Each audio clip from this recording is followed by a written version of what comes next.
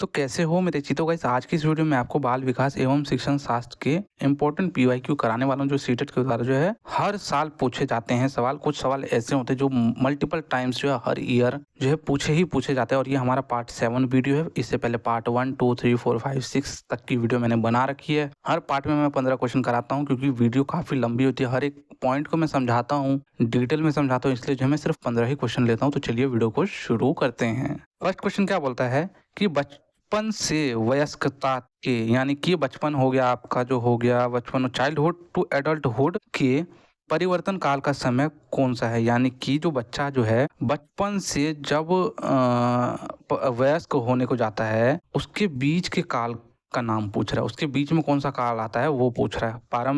प्रारंभिक में तो बचपन में है ही। माध्यमिक नहीं। पूर्व संक्रियात्मक अवस्था या किशोर अवस्था। सबको मालूम भाई, बेसिक क्वेश्चन है। किशोर अवस्था, टीनेज एज जो जिसको हम बोलते हैं। और टीनेज एज WHO के अकॉर्डिंग जो है 10 से 19 वर्ष तक के बच्चे जो है टीनेज एज में आते हैं। वैसे नॉर्मली 12 से 18 वर्ष तक के जो बच्चों को जो हम किशोर अवस्था में रखते हैं। बाकी मनोवैज्ञानिकों का अपना अपना अलग अलग कहना है। उसके बाद सेकंड नंबर का क्वेश्चन क्या बोलता है, निम्नलिखित में से किसके लिए स्थूलगामक कौशल के उपयोग की आवश्यकता होगी। यहाँ पे 3 आपको जो है फाइन मोटर स्किल के एग्जाम्पल दे रखे हैं और एक आपको जो है क्या है ग्रॉस मोटर स्किल के एग्जाम्पल दे रखे हैं। सबसे पहले आप जान लो कि ग्रॉस मोटर स्किल और फाइन मोटर स्किल होते क्या हैं। तो जो ग्रॉस मोटर स्किल में जो है हम बड़ी मांसपेशियों का प्रयोग होता है और जो फाइन मोटर स्किल में जो है छोटी मांसपेशियों, जैसे कि आप लिख रहे हो तो आप पेन को ऐसे हाथों से ऐसे उंगलियों से पकड़ते हो ना और फिर धीरे धीरे लिखते हो ना, तो वो उसमें जो है आपका फाइन मोटर स्किल का यूज होता है। और इसमें क्या पूछा है, इसमें पूछा है बड़ी स्थूल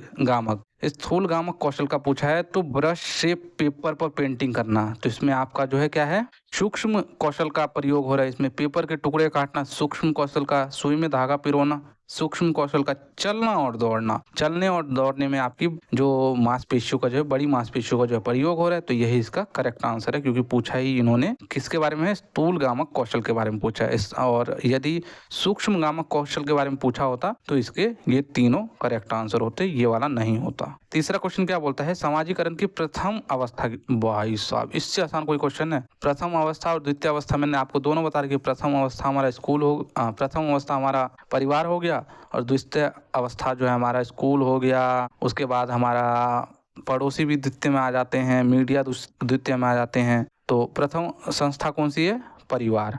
स्कूल हमारा द्वितीय हो गया, दोस्ती द्वितीय, मीडिया द्वितीय। ठीक है भाई। चौथा नंबर का क्वेश्चन क्या बोलता है, यह मान्यता की भौतिक वस्तुएं जैसे कि गुड़िया कार में सजीव गुण होते हैं क्या कहलाते हैं। इस प्रश्न का आंसर बताने से पहले आपको यह मालूम होना चाहिए कि ये प्रश्न आया कहाँ से है। तो ये प्रश्न जो है पियाजे की थ्योरी में जो है एक उनके स्टेजेस से क्वेश्चन है। उसमें जो है वो बताते हैं एक स्टेजेस से, उनका सेकंड स्टेजेस होता है पूर्व संक्रियात्मक अवस्था, जिसमें 2 से 7 वर्ष के बच्चे आते हैं। इन बच्चों में क्या होता है कि इन बच्चों में जो है ना एनिमिज्म की जो है मतलब हमें एनिमिज्म देखने को मिलता है, जीववाद देखने को मिलता है। जीववाद कहने का मतलब है कि जो बच्चा होता है ना, जो 2 से 7 वर्ष का बच्चा होता है, उसको ये समझ नहीं होती है कि कौन सी चीज लिविंग थिंग है, कौन सी चीज नॉन लिविंग थिंग है। यानी कि कौन सी सजीव और निर्जीव कौन सी चीज है उसको नहीं मालूम। आपने भी ये चीजें नोटिस की होंगी। इनफैक्ट जो इंडियन की जो मॉम्स है वो अक्सर वो ज्यादातर ये सारी चीजें करती हैं कि जैसे बच्चे को कहीं चोट लग गया, किसी टेबल के थ्रू चोट लग गया या कहीं साइकिल में चोट लगी है, गेट में चोट लग गया, तो क्या करेगी, तो मेरे बाबू कुछ नहीं मारा, ओ ले ले ले मेरा बाबू, मेरा बाबू, ये ले तेरी ऐसे की तेरी, ये ले साइकिल को मार देगी। ये जहां भी उसको चोट लगा है। इनफैक्ट मेरी सिस्टर, मेरा जो भांजा है, उसको एक बार जो है टाइल में हल्का सा चोट लग गया, तो क्या करती है, अच्छा मेरे बाबू को टाइल ने मारा, मम्मा ऊ टाइल की तरफ ऐसे उंगली कर रहा है, मम्मा ऊ मतलब कह रहा है मम्मा वो देखो उसने मारा। तो फिर मेरी सिस्टर ने उस टाइल को ऐसे 2 बार ऐसे ऐसे मारा, बस फिर खुश, गले लग के हंसने लगा। तो मतलब बच्चे में जो है ना सजीव और निर्जीव को समझने का गुण नहीं होता। तो वो जो हमें जो है जीववाद में हमें देखने को मिलता है। ठीक है भाई। वर्गीकरण आपको पता ही है, सेंट्रेशन किसमें होता है, आप ये चीजें मुझे कमेंट करोगे क्योंकि पियाजे की थ्योरी मैंने आपको अच्छे से डिटेल में पढ़ा रखी है। उसके बाद नेक्स्ट क्वेश्चन हमारा जो है असर्शन एंड रीजनिंग से क्वेश्चन आया था। और ध्यान रखना ये वाली जो क्वेश्चन है ना 2000 मतलब 23-24 के बाद से ना काफी ज्यादा ये वाले क्वेश्चन पूछने लगे हैं। इसमें बेसिकली वो आपका अंडरस्टैंडिंग लेवल चेक करते हैं कि कितना आप जो है किसी चीज को समझ पा रहे हो, किस हिसाब से आंसर दे पा रहे हो। तो देखो भाई क्या है, और ये थोड़े से मतलब लेंथी होते हैं और थोड़ा कंफ्यूजिंग होता है, तो इसमें बच्चे काफी गलतियां करते हैं, तो इसको ध्यान से करना है।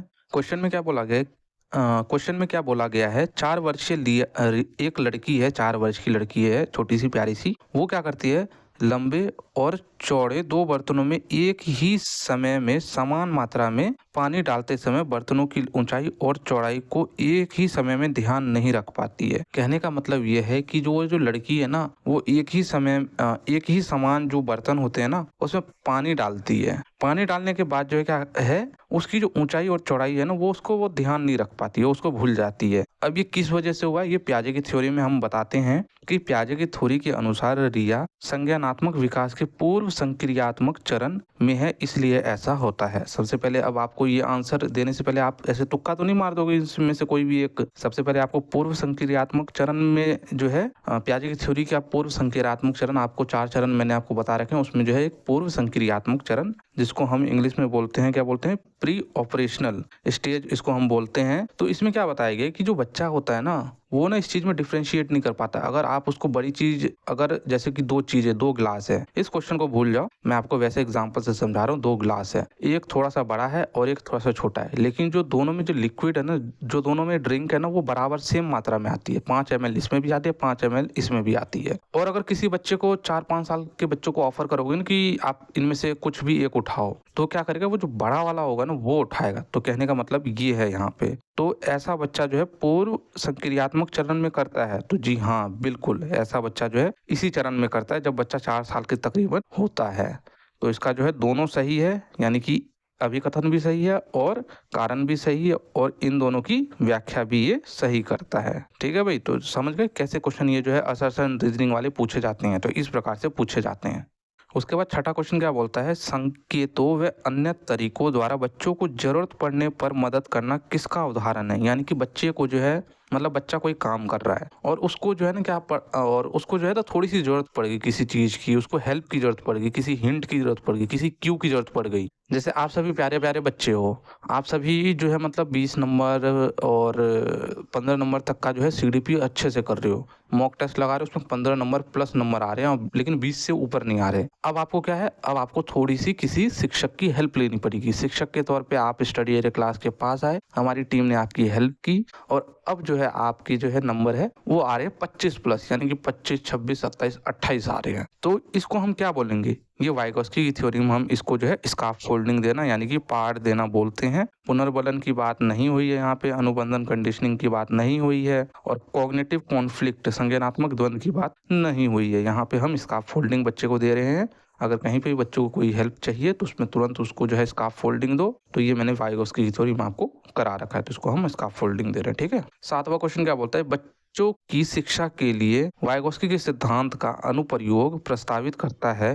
क्या प्रस्तावित करता है, वाइगोस्की का जो सिद्धांत है वो किस चीज को दर्शाता है, किस चीज को दिखाता है। The application of Vygotsky theory to children education proposes, बताओ। ये भी मैंने आपको करा रखा है। अब इसमें देखो, अगर ये इसका आपको आंसर नहीं भी मालूम होगा ना, तब भी आप इसका आंसर दे सकते हो। सबसे पहले आपको ये मालूम होना चाहिए वाइगोस्की की थ्योरी में वाइगोस्की किस चीज की बात करते हैं। वाइगोस्की जो अपनी थ्योरी में बात करते हैं कि हमें जो बच्चे को जो है समाज से जोड़ के पढ़ाना है, ग्रुप एक्टिविटी कराना है, उसके बाद जो है सहयोग करके बच्चों को पढ़ाना है, इस चीज़ों पे जो है वो ज़्यादा जोर देते हैं कि मतलब बच्चा ग्रुप में जो है अच्छे से सीखेगा, समाज में अच्छे से सीखेगा, सहयोग करके अच्छे से सीखेगा।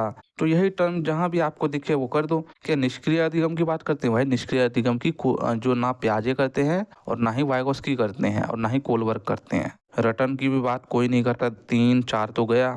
और क्रिया प्रसूत अधिगम इसको बोलते हैं ऑपरेंट लिखा ही गलत है, लीविंग लिखा है, लर्निंग आएगा यहाँ पे, और यहाँ भी लर्निंग आएगा। तो यहाँ पे जो है कोलैबोरेटिव लर्निंग की बात, यानी कि सहयोगात्मक अधिगम की बात जो है वाइगोस्की की थ्योरी में हमें देखने को मिलता है। वाइगोस्की कहते हैं कि हमें जो है बच्चे को सहयोग करके सिखाना चाहिए, सहयोग करके अधिगम करवाओ, ग्रुप एक्टिविटी कराओ, समाज में सोशल इंटरेक्शन से कराओ, सामाजिक संपर्क में बच्चा अच्छे से सीखे। ये सारी चीजें बात कौन करते हैं, वाइगोस्की अपनी थ्योरी में करते हैं। तो इसका फर्स्ट ऑप्शन करेक्ट है। 8वां क्वेश्चन क्या बोलता है, कोलबर्ग के नैतिक विकास के किस चरण में व्यक्ति अपने व्यवहार के परिणाम के बजाय दूसरे की अपेक्षा अनुसार कार्य करता है। यानी कि जो बच्चा है वो दूसरे को खुश करने के लिए कार्य कर रहा है, तो वो कौन सा चरण है, तो वो चरण आप मुझे बताओ कमेंट करके। सबसे पहले तो आपको चरण मालूम होनी चाहिए, कितने चरण जो है कोलबर्ग के द्वारा दिए गए। तो कोलबर्ग के द्वारा 3 चरण दिए गए और तीनों चरण के 2-2 स्तर दिए गए, यानी कि 6 स्तर हो गए और 3 चरण हो गए।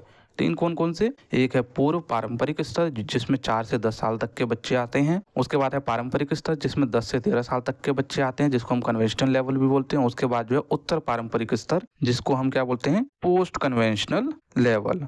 और ये जो प्री ऑपरेशन लेवल है ये किसका है? ये जो पियाजे की थ्योरी है उनके स्टेजेस है। तो ये जो तीनों जो है ना, इन्हीं तीनों में से कोई एक आंसर है, और ये तो आपको मालूम ही है पियाजे की थ्योरी का है, अभी हमने पीछे ही पढ़ा है। तो अब इसका थोड़ा बेसिक बता देता हूँ क्या होता है। पूर्व पारंपरिक चरण में क्या होता है? पूर्व पारंपरिक चरण में जो बच्चा है ना, उसकी जो मोरालिटी होती है, जो उसका जो नैतिक जो मतलब नैतिकता का जो स्तर होता है वो बिल्कुल जीरो होता है। ठीक है, इसमें जो बच्चा है ना, मतलब किसी के मतलब आज्ञा का पालन इसलिए करता है, वो अपने माँ बाप का कहना इसलिए मानता है ताकि उसको दंड ना मिले। और दूसरे स्तर में क्या होता है कि दूसरे स्तर में जो है वो स्वयं लाभ के लिए काम करता है, यानी कि आप उसको 2-3 रुपए दोगे तभी आपका वो कार्य करेगा। उसके बाद पारंपरिक चरण में क्या होता है? पारंपरिक चरण के पहले स्तर में क्या होता है कि बच्चा जो है अप्रूवल के लिए काम करता है, किसी की नजरों में अच्छा बनने के लिए काम करता है। तो वैसे यही इसका करेक्ट आंसर है, पारंपरिक स्तर। क्योंकि बच्चा जो इसमें क्या करता है, दूसरों को जो है मतलब खुश करने के लिए काम करता है। जैसे जिस प्रकार आप जो सीटेट वीटेट की तैयारी कर रहे हो, सरकारी नौकरी लोगे, समाज में नाम होगा, इसमें आपकी कोई इच्छा नहीं है, आप तो जैसे तैसे चला ही लोगे, लेकिन दूसरे मतलब कुछ मतलब उल्टा सीधा ना बोले, समाज ना बोले उल्टा सीधा, इसके लिए जो आप क्या करते हो, काम करते हो। तो ये हमारा पारंपरिक चरण में आएगा। इसके दूसरे पारंपरिक के दूसरे चरण में क्या होता है? इसमें जो दूसरे चरण में जो होता है ना, बच्चा जो हर रूल्स एंड रेगुलेशन को फॉलो करता है, समाज के द्वारा जो रूल्स एंड रेगुलेशन है, कहीं पे ट्रैफिक लाइट आ गई तो वो तो खुद भी रुकेगा, वो आपको भी रुकने के लिए बोलेगा कि पापा मम्मी यहाँ पे ना ट्रैफिक लाइट है, यहाँ पे रुक जाओ। और उसके बाद लास्ट वाले में क्या होता है? लास्ट वाले यानी कि पोस्ट कन्वेंशनल में, जिसको हम उत्तर पारंपरिक या पंच परंपरागत चरण भी बोलते हैं, इसमें क्या होता है? इसमें इसके पहले स्तर में होता है कि जरूरत अब जो है वो रूल्स एंड रेगुलेशन को फॉलो नहीं करेगा, मतलब फॉलो करेगा, लेकिन जहाँ पे उसको ऐसा लग रहा है कि उल्लंघन हो रहा है तो वहाँ पे वो जो है फिर समाज के लिए समाज अपने हक के लिए लड़ेगा समाज से। और लास्ट वाले स्तर में क्या होता है? यूनिवर्सल एथिकल प्रिंसिपल में उसमें होता है कि समाज की भलाई के लिए लड़ेगा। जैसे कि महात्मा गांधी हो गए थे हमारा, मदर टेरेसा, भगत सिंह, इन्होंने जो है अपने लिए ना लड़के, अपने स्वार्थ के लिए ना लड़के, इन्होंने समाज के लिए लड़ा। ठीक है, तो ये इसमें तीनों है। तीनों की कोलबर्ग की थ्योरी एक बार जरूर देख लेना, बहुत अच्छे से मैंने डिटेल में करा रखी है। उसके बाद हमारा नेक्स्ट क्वेश्चन है, 9वां क्वेश्चन, बहुत छोटा सा, और ये आपके लिए होमवर्क है। ये आप मुझे होमवर्क करके दोगे, मतलब होमवर्क का मतलब है कमेंट करोगे इसका आंसर। एक प्रगतिशील कक्षा कैसी होनी चाहिए? परीक्षा केंद्रित होती है, पाठ्य पुस्तक केंद्रित होती है, शिक्षक केंद्रित या विद्यार्थी केंद्रित? ये आपके लिए होमवर्क है। ठीक है, चलो। उसके बाद हमारा 10वां क्वेश्चन क्या है? एक रेनू मैडम है, एक विद्यालय में वो जो है क्या है? परामर्शदाता, एक काउंसलर है। हार्वर्ड गार्डनर के थ्योरी के अनुसार प्रभावी परामर्शदाता के रूप में उसके पास कौन सी बुद्धि होनी चाहिए? आप सभी को मालूम है कि मैंने आपको जो है कितने प्रकार की बुद्धि बताई है? आप सभी को मैंने 8 प्रकार की बुद्धि बता रखी है, जो कि हार्वर्ड गार्डनर के एक किताब है फ्रेम्स ऑफ माइंड, उसमें जो ये 8 प्रकार की बुद्धि का जो है वर्णन किया गया है। तो ये बहुत इंपॉर्टेंट है। तो इसमें क्या होता है कि इसमें जो 8 प्रकार की बुद्धि है, 8 प्रकार की कौन कौन सी बुद्धि है? तो 8 प्रकार की काफी सारी, जो 8 प्रकार की बुद्धि मैंने आपको जो है मल्टीपल इंटेलिजेंस की थ्योरी में मैंने करा रखी है, लेकिन यहाँ पे पूछा क्या है, काउंसलर में कौन सी प्रकार की बुद्धि होनी चाहिए, ये बताना है आपको। एक काउंसलर में भाषाई बुद्धि होनी चाहिए या भाषा की बुद्धि होनी चाहिए? भाषा की बुद्धि किस में होती है?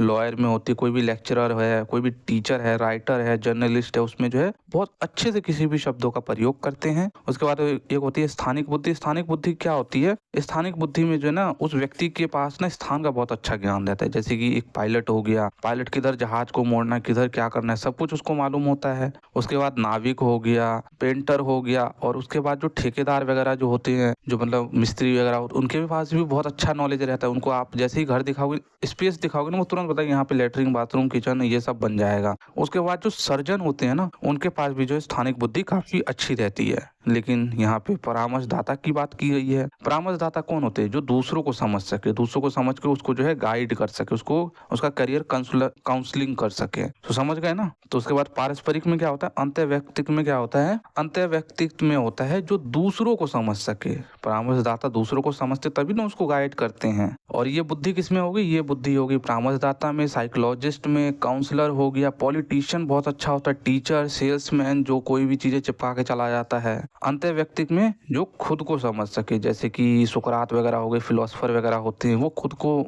बहुत अच्छे से समझते हैं। इनफैक्ट आप भी आपको अच्छे से ज्यादा कोई नहीं समझ सकता। तो ये है इसका आंसर, थर्ड ऑप्शन। उसके बाद 11वां क्वेश्चन क्या बोलता है, 11वां क्वेश्चन भी बहुत इजी है। अगर आपने नेशनल एजुकेशन पॉलिसी पढ़ रखी है, राष्ट्रीय शिक्षा नीति 2020 के अनुसार एक शिक्षक को शिक्षण अधिगम प्रक्रिया के दौरान प्राइमरी स्कूल के बच्चों से संप्रेषण के लिए यानी कि कम्युनिकेशन के लिए किस भाषा का प्रयोग करना चाहिए। यानी कि एक शिक्षक है, आप शिक्षक है, आपकी नियुक्ति प्राइमरी कक्षा में होगी, 1 to 5 में जो आपकी नियुक्ति होगी, आपको एक शिक्षक के तौर पे बच्चों से जो है उससे किस भाषा का प्रयोग, अगर कुछ भी पढ़ा रहे हो तो उसके किस भाषा का प्रयोग करना चाहिए आपको, उनके क्षेत्रीय भाषा का, केवल हिंदी भाषा का। अगर केवल हिंदी भाषा का प्रयोग करोगे तो कुछ बच्चे ऐसे होंगे जो मतलब वो अपने मातृभाषा में भी आते हैं तो उनको कैसे समझ में आएगा। अंग्रेजी भाषा का क्या, अंग्रेजी भाषा समझ पाएंगे बच्चे। उसके बाद मातृभाषा, तो हमें सबसे अच्छा जो राष्ट्रीय शिक्षा नीति 2020 हमें कहता है, हमें बच्चों के जो है ना मातृभाषा में उनसे जो है उनको पढ़ाना है, उनसे बात करना है, ताकि उनको जो है एडजस्ट होने में क्लासरूम में हेल्प मिल सके। ऐसा नहीं है कि उसको अलग ही दुनिया लगे, ऐसा ना हो कि मतलब वो फिर ऐसे में क्या होता है, बच्चे अनकंफर्टेबल हो जाते हैं कि हम मतलब अपने घर पे तो ये भाषा बोलते हैं और यहाँ पे अचानक से हिंदी इंग्लिश। आप खुद सोचो, आप हिंदी माध्यम से हो, आपको अचानक से जो है उठा के किसी इंग्लिश माध्यम के स्कूल में डाल दे, आपको कैसा लगेगा, बहुत अंदर से वैसा फील होगा, मतलब अजीब सा फील होगा। तो हमें बच्चों की ना मातृभाषा में हमें उनसे बात करना चाहिए। 12वां क्वेश्चन क्या बोलता है, 5 साल की वैशाली ने अपने माँ से कहा, माँ मुझे अमित की तरह फुटबॉल चाहिए। अमित फुटबॉल खेलता है, तो एक लड़की ने बोला कि मुझे फुटबॉल चाहिए। तो वैशाली को जवाब देते हुए उसकी माँ ने कहा, फुटबॉल से तो केवल लड़के खेलते हैं, मैं तुम्हारे लिए एक छोटी सी प्यारी सी गुड़िया लाऊंगी। माँ का जवाब क्या दिखाता है, यानी कि माँ की सोच क्या दिखाती है, माँ की सोच जेंडर स्टीरियोटाइप यानी कि लैंगिक रूढ़िबद्धता दिखाती है। रूढ़ी नहीं, रूढ़िबद्धता है, ठीक है। और अगर हम बात करें रूढ़िबद्धता हमारे अंदर कहाँ से आती है, तो हमारे परिवार से, हमारे समाज में, जहाँ पे ये डिसाइड किया गया है कि लड़कों के लिए ये कार्य है, लड़कियों के लिए ये कार्य है, लड़के इस चीज से खेलेंगे, लड़कियां जो है इस चीज से खेलेगी, और मीडिया से जो ये सारी चीजें हमारे अंदर आती है। तो इसका आंसर आपको पता चल गया, लैंगिक रूढ़िबद्धता जो है इसका आंसर है। उसकी माँ जो है लैंगिक रूढ़िबद्धता को दर्शा रही है यहाँ पे। उसके बाद 13वां क्वेश्चन क्या बोलता है, बच्चों का नामीकरण में उन्हें वर्गों में बांटना। बच्चों का नामीकरण यानी कि लेबलिंग की बात हो रही है ना, वे उन्हें वर्गों में बांटना क्या है ये, इससे क्या होता है, अगर हम बच्चों को लेबलिंग कर देंगे, बच्चों को हम वर्गों में बांट देंगे, जो बच्चे अच्छे हैं उनको अलग रखेंगे, जो बच्चे थोड़े से डल है उनको एक ग्रुप में बना देंगे, इससे क्या होगा, अर्थपूर्ण सीखने को बढ़ावा मिलेगा। क्या अर्थपूर्ण सीख पाएंगे वो बच्चे, नहीं सीख पाएंगे। सोचो डल के बीच में डल है तो वो डल ही रहेंगे, फिर हमेशा वो कुछ अच्छा नहीं सीख पाएंगे। फर्स्ट गलत हो गया हमारा। बच्चों के समूह में हीनता और सीखने में लाचारी को जन्म देगा, बिल्कुल यही है। सोचो जहाँ पे सारे ही डल बच्चे हैं वहाँ पे आपने और भी डल बच्चों को डाल दिया, तो क्या वो सीखेंगे, कुछ नहीं सीखेंगे। उनमें जो है हीनता भावना आएगी, वो सोचेंगे यार मैं भी डल हूँ और मेरे साथ के बच्चे भी ऐसे ही है। इससे उनमें क्या होगा, उनमें हीनता की भावना जो है उत्पन्न होगी। तो हमें ऐसा नहीं करना, हमें जो है बच्चों के लिए जो क्या है विषम समूह बनाना है, जिसमें अच्छे बच्चे भी हो और जो कमजोर बच्चे भी हो, जिससे जो है उनको हेल्प मिल सके। सभी बच्चों की, वैसे इसका सेकंड आंसर है, सभी बच्चों की अधिगम की जरूरत के अनुसार उनको सकारात्मक रणनीति नहीं, बच्चों के आत्मसम्मान और प्रदर्शन पर कोई प्रभाव नहीं पड़ेगा भाई। सेकंड ऑप्शन करेक्ट है। 14वां नंबर क्वेश्चन क्या बोलता है, सतत व समग्र मूल्यांकन के क्या मायने हैं, यानी कि कॉन्टिन्यूस एंड कॉम्प्रिहेंसिव इवैल्यूएशन। 3 शब्द है, तीनों शब्द बहुत इंपॉर्टेंट है। तीनों शब्द का मतलब क्या होता है, कॉन्टिन्यूस का मतलब होता है कि लगातार, कॉम्प्रिहेंसिव का मतलब होता है शैक्षिक व सशैक्षिक पक्ष, दोनों पक्षों का जो है बच्चे का क्या करना है, सर्वांगीण विकास करना है, सर्वांगीण मूल्यांकन करना है। तो यानी कि बच्चे का जो है लगातार शैक्षिक व सह शैक्षिक दोनों पक्षों का जो है क्या करना है, हमें मूल्यांकन करना है, सर्वांगीण मूल्यांकन करना है। तो इसका ये मतलब होता है कि क्या मायने हैं, तो देख लेते क्या मायने हैं। विद्यार्थियों की एक दूसरे से तुलना करना, नहीं, इसमें तुलना नहीं किया जाता है। बच्चों के व्यापक विकास से जुड़ी सभी स्कूली गतिविधियों के आकलन के सभी पहलुओं को शामिल करना, तो यही इसका करेक्ट आंसर है भाई। यही तो मैंने आपको बताया ना कि कॉम्प्रिहेंसिव में क्या होता है कि बच्चों का शैक्षिक और सह शैक्षिक दोनों पक्षों का क्या करना है, मूल्यांकन करना है, और लगातार रूप से करना है। प्रतिदिन भी कर सकते हैं, प्रति सप्ताह भी, महीने में भी कर सकते हैं, ऐसी कोई वो नहीं है, ताकि बच्चों में जो कोई कमी है ना उसको फिर हम सुधार करके अपने TLM में सुधार कर सके। तो इसका सेकंड ऑप्शन करेक्ट है, बाकी ये सब तो वैसे ही है। 15वां नंबर और आखिरी नंबर का क्वेश्चन है, प्रभावी शिक्षक कक्षा में शिक्षक अधिगम की प्रक्रिया में अक्सर जांच करने वाले प्रश्नों का जो है प्रयोग करते हैं। इससे शिक्षक को किस प्रकार का मूल्यांकन करने में मदद मिलेगी, यानी कि जो शिक्षक है ना वो क्या करता है कि समय मतलब टाइम टू टाइम ना बच्चों की मतलब जांच करता रहता है कि बच्चों को कुछ समझ में आ रहा है या नहीं आ रहा है, और फिर उसी हिसाब से जो है ना बच्चों की फिर वो क्या करता है, निदान और उपचार करता है। अब मैंने 2 शब्द बोला, निदान और उपचार। निदान और उपचार किस में होता है, योगात्मक मूल्यांकन में, समेटिव में। समेटिव में तो हम फाइनल रिजल्ट दे देते हैं, तो रचनात्मक मूल्यांकन में बच्चों का जो है निदान और उपचार किया जाता है। कुछ भी कमी है तो बच्चों को जो उसमें सुधारा जाता है। मानकीकृत मूल्यांकन, स्टैंडर्डाइज की बात नहीं हो रही है, मानक संदर्भित नॉर्म रेफरेंस टेस्ट की यहाँ पे बात नहीं हो रही है। आज की वीडियो में इतना ही। जय हिंद, जय भारत।